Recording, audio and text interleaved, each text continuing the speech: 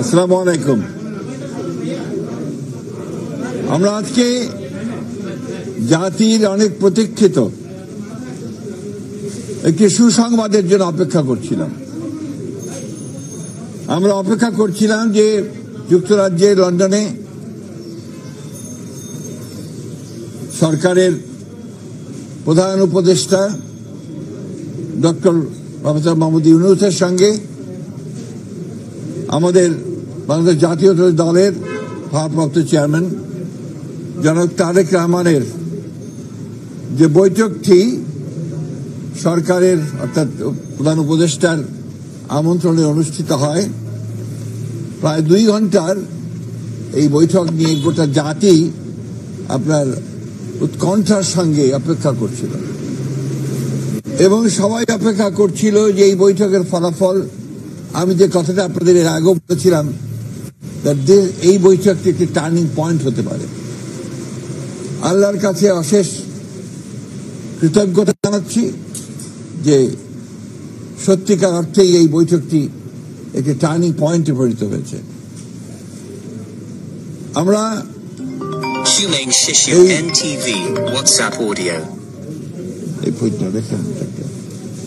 আমরা লক্ষ্য করলাম যে বৈঠকটির পরেই একটা যৌথ আপনার প্রেস রিলিজ দেওয়া হয়েছে, ইশতেহার বলবো, যৌথ ঘোষণা দেওয়া হয়েছে। ঘোষণাতে খুব পরিষ্কার করে বলা হচ্ছে যে আমাদের 2 নেতার বৈঠকটি ছিল অত্যন্ত সৌহার্দ্যপূর্ণ এবং অত্যন্ত একটা সুন্দর পরিবেশে বৈঠকটি অনুষ্ঠিত হয় এবং যে বিষয়গুলো আলোচনা হয়েছে তার মধ্যে প্রধান ছিল যে নির্বাচন ইস্যু। সেই নির্বাচন ইস্যুতে জনাব তারেক রহমানের যে প্রস্তাব, যে নির্বাচন যে ঘোষণা করা হয়েছে আপনার এপ্রিলে, যেটা প্রধান উপদেষ্টা ঘোষণা করেছেন, সেটা উপযুক্ত সময় নয় বিধায় তাকে পিছিয়ে নিয়ে আসা। এবং সেই ক্ষেত্রে আমরা অত্যন্ত আনন্দের সঙ্গে, গোটা জাতি আনন্দের সঙ্গে লক্ষ্য করলো যে আপনার এইটাতে প্রধান উপদেষ্টা সম্মত হয়েছেন এবং তারা ফেব্রুয়ারির মাঝামাঝি সময়ে নির্বাচনের সময়সীমা নির্ধারণ করেছেন। আমি বলবো যে জনাব তারেক রহমান সাহেব আবার প্রমাণ করলেন এই রাজনৈতিক যে দলগুলো রয়েছে, সেই দলগুলো নেতৃত্ব যারা দিচ্ছেন, তাই সেই নেতৃত্ব যারা দিচ্ছেন তাদের মধ্যে নিঃসন্দেহে রাষ্ট্রনায়কোচিত যে গুণগুলো তার মধ্যে রয়েছে, সেই গুণ তিনি প্রমাণ করেছেন। প্রথম একটি বৈঠক যেটা সত্যিকার অর্থে গোটা জাতি অত্যন্ত উদ্বিগ্ন ছিল, সেই বৈঠকে তিনি আল্লাহর হুকুমে সফল হয়েছেন। আমি আমার দলের পক্ষ থেকে, আমাদের সমস্ত নেতা কর্মীদের পক্ষ থেকে জনাব তারেক রহমানকে আন্তরিক ধন্যবাদ জানাচ্ছি। সেই সঙ্গে আন্তরিক কৃতজ্ঞতা জানাচ্ছি প্রধান উপদেষ্টা প্রফেসর ডক্টর মোহাম্মদ ইউনূসকে, যে তিনি অত্যন্ত বিচক্ষণতার সঙ্গে এই সভাটিতে জনাব তারেক রহমানকে আমন্ত্রণ জানিয়ে একটা যে স্টেলমেট ছিল, একটা যে আপনার সবকিছু অনিশ্চিত অবস্থায় চলে গিয়েছিল, সেই অবস্থা থেকে কাটিয়ে তিনি জাতিকে এই 2 নেতা আবার সামনের দিকে আশা নিয়ে এগিয়ে যাওয়ার স্বপ্ন দেখিয়েছেন।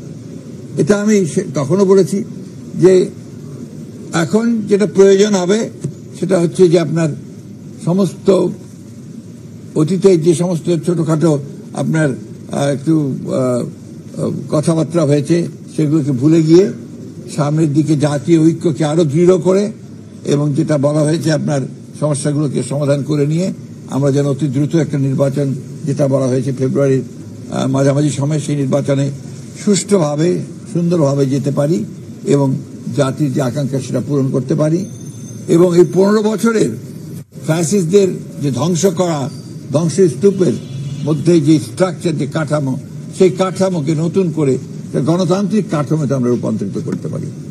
এই বিষয়টা সবচেয়ে গুরুত্বপূর্ণ যে আমরা প্রায় 15 বছর পরে একটা গণতন্ত্রে উত্তরণের একটা আমরা সুযোগ পাচ্ছি। গণতন্ত্রের যে ট্রানজিশন টু ডেমোক্রেসি, যে কথাটা আমি বারবার বলেছি, সেটাই একটা নিশ্চিত আমরা সেই দিকে এগিয়ে যাচ্ছি। স্মরণ করছি শরীর থেকে।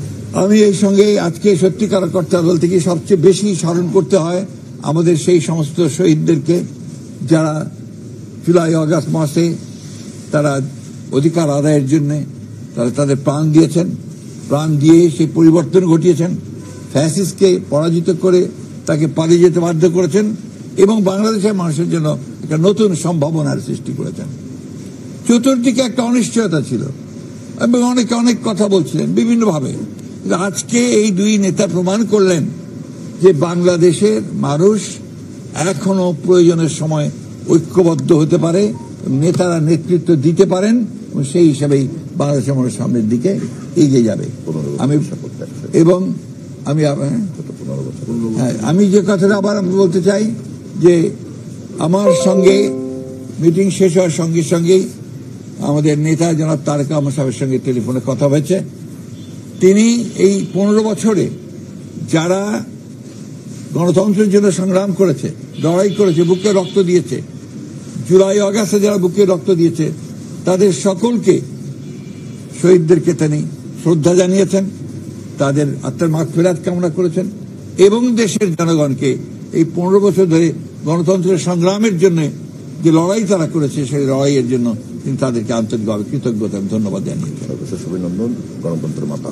সবচেয়ে আমাদের অভিনন্দন তিনি জানিয়েছেন আমাদের নেতা কর্মী যারা এই দীর্ঘ 15 বছর ধরে আপনার লড়াই করেছে, সংগ্রাম করেছে, নির্যাতন সহ্য করেছে, প্রাণ দিয়েছে বিএনপির, তাদেরকেও তিনি আন্তরিকভাবে ধন্যবাদ শুভেচ্ছা জানিয়েছেন।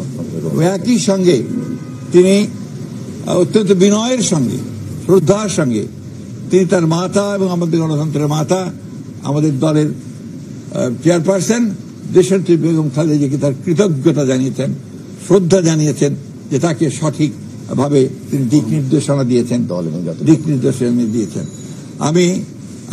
আমি আপনাদেরকে, আমাদের সাংবাদিক ভাইকে আন্তরিকভাবে ধন্যবাদ কৃতজ্ঞতা জানাচ্ছি যে আপনারা এই বছরগুলোতে, বিগত বছরগুলোতে যেভাবে কষ্ট করেছেন, রোদে পুড়ে জীবনের ঝুঁকি নিয়ে সমস্ত কাভার করেছেন গণতন্ত্রকে উত্তরণের জন্য, আমাদের সামনে সেই সম্ভাবনার দ্বার আবার উন্মোচিত হতে চলেছে। আসুন আমরা আবার সবাই মিলে এই সম্ভাবনাকে সামনের দিকে এগিয়ে নিয়ে যাই। জনগণের আকাঙ্ক্ষা যে গণতন্ত্র প্রতিষ্ঠা করা, সেই গণতন্ত্রকে আমরা প্রতিষ্ঠা করার জন্য সামনের দিকে এগিয়ে যাই। একটি কথা আমাদের সবসময় মনে রাখতে হবে যে গণতন্ত্র কিন্তু একটা দিনের ব্যাপার নয়, গণতন্ত্র হচ্ছে একটা চর্চার বিষয়, এটা একটা কালচার, সেই কালচারটা আমাদের মধ্যে গড়ে তুলতে হবে। সারাক্ষণ একে অপরকে বকাবকি, গালিগালাজ, আপনার সোশ্যাল মিডিয়াতে বকাবকি, অমুকখানে বকাবকি না করে আসলে আমরা সবাই একসাথে একযোগে জাতীয় ঐক্য সৃষ্টি করে আমরা দেশকে পুনর্গঠনের জন্য, নতুন বাংলাদেশ গঠন করবার জন্য এগিয়ে যাই। আমাদের শহীদ প্রেসিডেন্ট জিয়া রহমানের স্বপ্ন, আমাদের নেত্রী দেশনেত্রী এবং খালেদা জিয়ার স্বপ্ন, আমাদের নেতা তারেক রহমানের স্বপ্নকে বাস্তবায়িত করার জন্য, আর আমাদের যে সমস্ত শহীদরা প্রাণ দিয়েছেন তাদের স্বপ্নকে বাস্তবায়িত করার জন্য। আপনাদের সকলকে ধন্যবাদ। মহাসচিব, নির্বাচনের সময় বাদে জুলাই ঘোষণাপত্র বা সংস্কার এই সাথে এটা তো আপনার অলরেডি বোধহয় আপনার এসেছে, চৌথ ঘোষণাতে এসেছে, এটা হয়ে যাবে।